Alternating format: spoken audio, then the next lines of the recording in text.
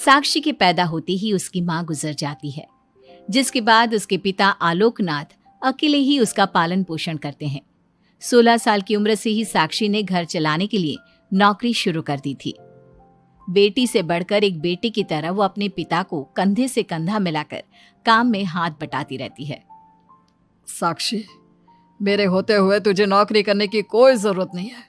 तेरे हर शौक पूरे करने के लिए मैं अभी जिंदा हूँ। और आपकी शौक का क्या पापा? आपके भी तो कुछ शौक होंगे ना, मुझे वही सब पूरे करने हैं। मेरे शौक का क्या बेटा, मैं तो बूढ़ा हो चुका हूँ। मेरे शौक तो तेरी माँ के साथ ही कब के मर चुके हैं। अब तो सिर्फ एक ही सपना है मेरा कि जल्दी से किसी अच्छे लड़के को देखकर तेरी शादी करा दूं। क्या पापा, आपकी हर बात मेरी शादी पर आकर ही क्यों अटक जाती है? अगर मैं चली गई तो आपका ख्याल कौन रखेगा?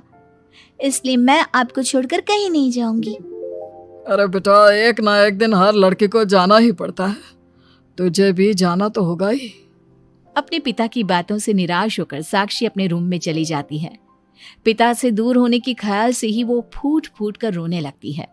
कुछ दिनों के बाद, आलोकनाथ जी, हमारी नजर में एक लड़का है। उसके पास बंगला, कार, सब कुछ है। सुना है करोड़पति लोग हैं वो।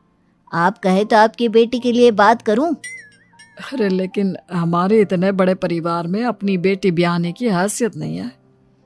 उन सब की चिंता मत कीजिए। उन लोगों को दहेज वगैरह कुछ नहीं चाहिए। वो लोग तो सिर्फ अपने परिवार के लिए गुणी और संस्कारों से परिपूर्ण बहू चाहते हैं। अगर ऐसी बात है तो आप उन लोगों से मेरी बेटी के बारे में बात कीजिए। मेरी बेटी में वो सभी गुण हैं जो वो अपने परिवार की बहू के लिए चाहते हैं। इस तरह वो साक्षी का रिश्ता लेकर अर्जुन नाम की लड़की के परिवार के पास जाता है। साक्षी की फोटो देखकर लड़के वाले उसे झट से पसंद कर लेते हैं, जिसके बाद अर्जुन के परिवार वाले साक्षी को देखने उसके घर पहुंचते हैं। आलोकनाथ जी, हमें तो आपकी लड़की फोटो में ही पसंद आ गई, और फिर भाई साहब ने आपकी लड़की की तारीफ भी बहुत की है। अब तो बस आप हमें उससे मिलवा ही दीजिए। साक्षी बिटिया, बाहर आना तो। साक्षी। अपने पिता की आवाज सुनकर साक्षी तुरंत बाहर आ जाती है और एक एक करके सभी के पैर छूती है। आलोकनाथ जी, आपकी बेटी तो सच में बहुत गुणवान और संस्कारी लगती है। बिटिया, क्या क्या शौक है तुम्हारे? पापा, और अपनी ज़रूरतें पूरी करने के अलावा मेरे और कोई शौक नहीं है। आपने अपनी लड़की को सच में बहुत अच्छे संस्कार दिए हैं भाई साहब। इसे अपने घर की बहू बनाना तो हमारे लिए सौभाग्य की बात होगी। इस तरह सबकी राजी खुशी से अर्जुन और साक्षी की शादी भी हो जाती है। साक्षी की सास उसे एक माँ का भरपूर प्यार देती है और कभी उसे मायके की कमी महसूस नहीं होने देती।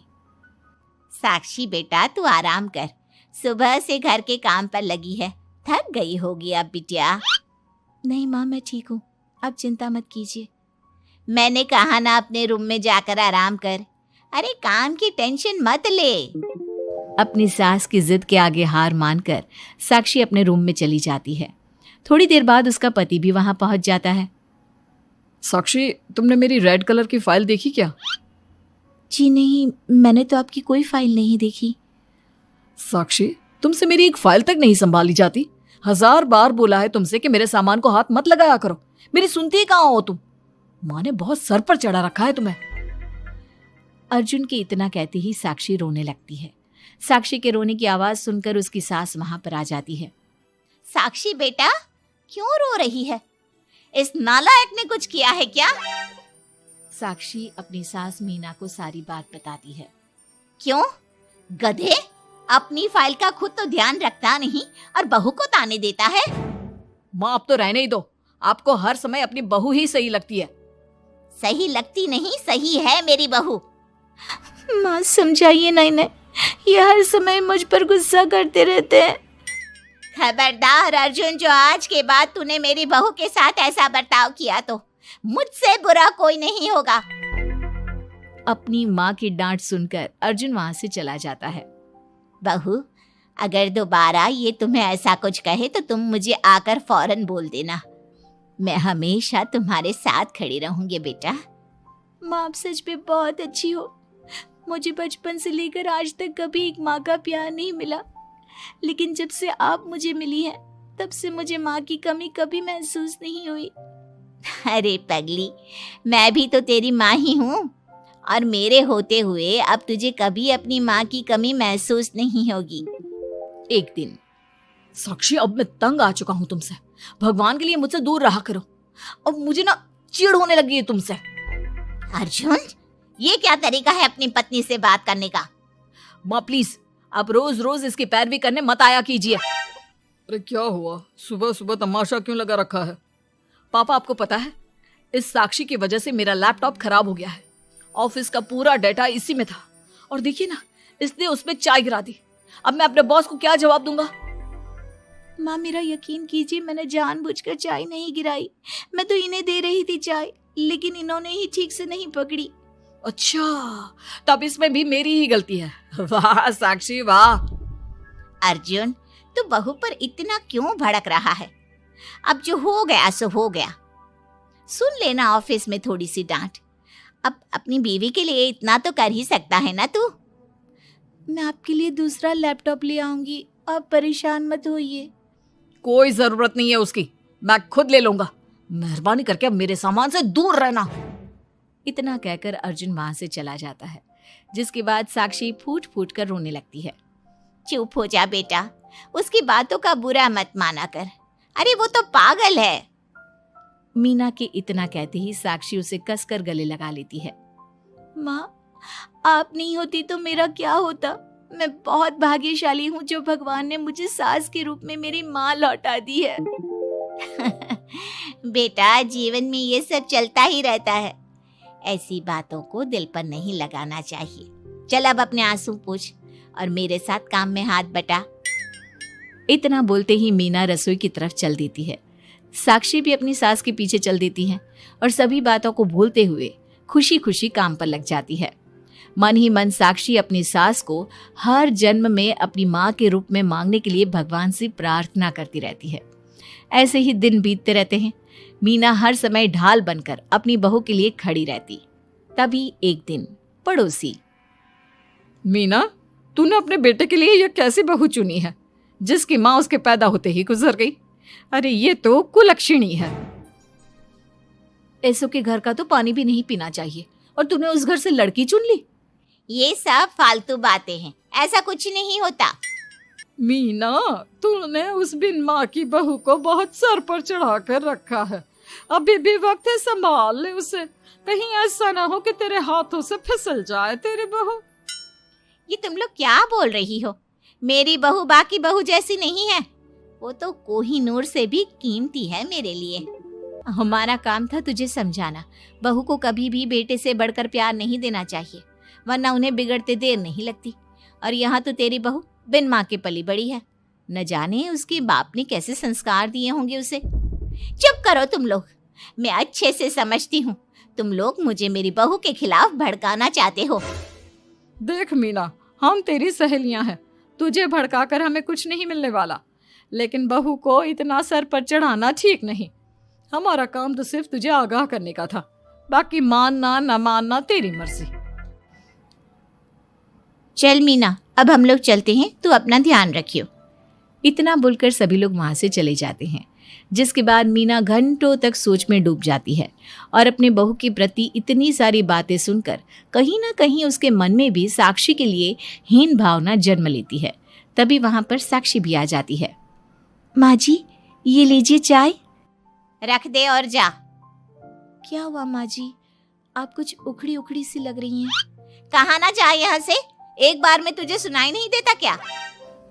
अपनी सास का बदला सा व्यवहार देख साक्षी तुरंत वहां से चली जाती है। अगले दिन, बहू, बहू कहाँ चली गई? साक्षी! जी माँ जी। ये क्या, घर इतना गंदा कैसे हो रखा है? कभी हाथ पैर भी मार लिया कर इधर उधर, वैसे तो सारा दिन घर में नाचती रहती है। मैं अभी पूरा घर अच्छे से साफ कर देती हूँ माँ जी। एक हाथ में झाड़ू और दूसरे हाथ में बाल्टी लिए साक्षी चुपचाप घर के कामों में लग जाती है। शाम में, साक्षी, ऑफिस में मेरी कल बहुत जरूरी मीटिंग है, मेरे कुछ कपड़े प्रेस कर दो, मुझे कल जल्दी निकलना है। जी अभी कर देती हूँ। साक्षी अर्जुन के कपड़े प्रेस कर ही रही होती है, तभी उसके ससुर उसे आवाज लगा देते हैं, जिस पर वो भागते हुए उनके पास जाती है। और थोड़ी देर बाद जब रूम में आती है तो वो देखती है कि अर्जुन के कपड़े बुरी तरह से जल चुके थे। मैंने कहा था ना तुमसे कि कल ऑफिस के मीटिंग में मुझे यही कपड़े पहनने हैं, उसके बाद भी तुमने मेरे कपड़े जला दिए। मुझे माफ कर दीजिए, मुझसे गलती हो गई। ये कोई छोटी मोटी गलती नहीं है, समझ में आ रहा है तुम्हें? शोर की आवाज सुनकर अभय और मीना भी वहां पहुंच जाते हैं। क्या हुआ, तुम दोनों लड़ क्यों रहे हो? पापा देखिए ना, इसने मेरी नई शर्ट जला दी जो मैं कल मीटिंग में पहनने वाला था। बेटा, उसे मैंने ही आवाज दी थी, इसलिए वो शायद जल्दबाजी में प्रेस का बटन बंद करना भूल गई होगी। पापा, अब आप भी माँ की तरह इसका साथ दे रहे हैं। अर्जुन, इस बार तू सही है और बहू गलत। आखिर वो इतनी लापरवाह हो कैसे सकती है? माँ जी प्लीज मुझे माफ कर दीजिए। अब तुम्हारी सजा ये है कि अभी और इसी वक्त तुम मेरे बेटे के लिए हूबहू ऐसी ही शर्ट ढूंढ कर ले आओ। जाओ। तुम्हारा दिमाग खराब हो गया है क्या? इस समय कहाँ जाएगी हमारी बहू? और अब तो सारी दुकानें भी बंद होने वाली होंगी। अगर दुकानें बंद हो भी गई होंगी तो उसे खुलवाकर मेरे बेटे के लिए शर्ट लेकर आओ। माँ रहने दीजिए, इन सब की कोई जरूरत नहीं है। पापा ठीक कह रहे हैं, इस समय कहाँ जाएगी ये? मैं कोई दूसरा शर्ट पहन लेता हूँ। मैंने जो कह दिया सो कह दिया। अब गलती इसने की है तो सुधारना भी इसे ही पड़ेगा। जाकर शर्ट लेकर आओ। मीना की बातें सुनकर साक्षी रोते हुए वहां से चली जाती है और रात के 10 बजे तक पति के लिए दुकानों पर जाकर कपड़े ढूंढती रहती है। थक हार कर करीब 12 बजे साक्षी कपड़े लेकर घर पहुंचती है। अर्जुन की ऑफिस के मीटिंग के लिए तुम्हें हूबहू वैसे ही कपड़े मिले या नहीं? ये रहे कपड़े मम्मी जी। साक्षी अपनी सास को कपड़े देकर जा ही रही थी कि मीना उसके हाथ में चोट देखती है। ये चोट कैसे लगी तुझे? पता नहीं, जल्दबाजी में शायद किसी चीज से लग गई होगी। इतनी बड़ी हो गई हो, अब अपना ध्यान रखना कब सीखोगी? आप तो जानती ही हैं माँ, मैं बिन माँ की पली बड़ी हूँ। माँ के ना होने के कारण मेरे सर पर इतनी जिम्मेदारियां थी जिन्हें निभाते निभाते मैं खुद का ख्याल रखना ही भूल गई। लेकिन आप जानती हैं माँ, मुझे अब भगवान से कोई गिले शिकवे नहीं है, क्योंकि भले ही उन्होंने मुझसे एक माँ छीनी है, लेकिन उन्होंने आपको मुझे दिया है और अब आप ही मेरी माँ हैं। इतना कहकर साक्षी माँ से चली जाती है। साक्षी की बातों को सुनकर मीना को भी अपने कहे और अपनी गलतियों पर पछतावा होने लगता है, इसलिए वो बिना खाए पिए ही सो जाती है। अगले दिन, माँ जी कल का सारा खाना तो ऐसे ही पड़ा है, आपने अच्छे से खाना नहीं खाया था क्या? मुझे भूख नहीं थी कल। साक्षी अपनी सास के दर्द को समझ जाती है और उसका हाथ पकड़ते हुए कहती है, चलिए माँ जी, मैंने आपके लिए आपकी फेवरेट छोले भटूरे बनाए हैं। आपने कल रात से कुछ नहीं खाया था ना, इसलिए सुबह उठते ही मैंने पहले आपके लिए खाना बनाया है। खाना तो तूने भी नहीं खाया होगा ना, चल जाकर पहले तू खा ले। माँ जी, क्या हम साथ बैठकर खाना नहीं खा सकते प्लीज? बहुत दिन हो गए हैं। साक्षी के इस तरह बोलने से मीना का दिल पिघल जाता है और वो मान जाती है। साक्षी मीना के लिए खाना लगाती है, जिसका पहला निवाला मीना अपनी बहू को खिलाती है। मुझे माफ कर दे बेटा, मैं जानती हूँ पिछले कुछ दिनों से मैंने तुझे बहुत चोट पहुँचाई है, हो सके तो मुझे माफ कर देना। नहीं नहीं माँ जी, आपका पूरा हक है मुझे डांटने का। मुझे आपकी किसी भी बात का कभी बुरा नहीं लगा। अपनी सहेलियों की बातों में आकर मैंने अपने दिल में तेरे लिए नफरत पाल ली थी, लेकिन कल जब तुझे रोते बिलखते देखा तो मेरी ममता फिर से लौट आई। मुझे माफ कर दे बेटा, मैं एक अच्छी सास नहीं बन सकी। किसने कहा आपसे कि आप अच्छी सास नहीं हैं? आप तो वर्ल्ड की बेस्ट सास हो, और सच कहूं उससे भी बढ़कर बेस्ट बेस्ट बेस्ट बेस्ट मेरी माँ हो आप। इतना कहकर साक्षी अपनी सास को गले लगा लेती है और उसके बाद दोनों पहले की ही तरह हंसी खुशी साथ रहने लगते हैं।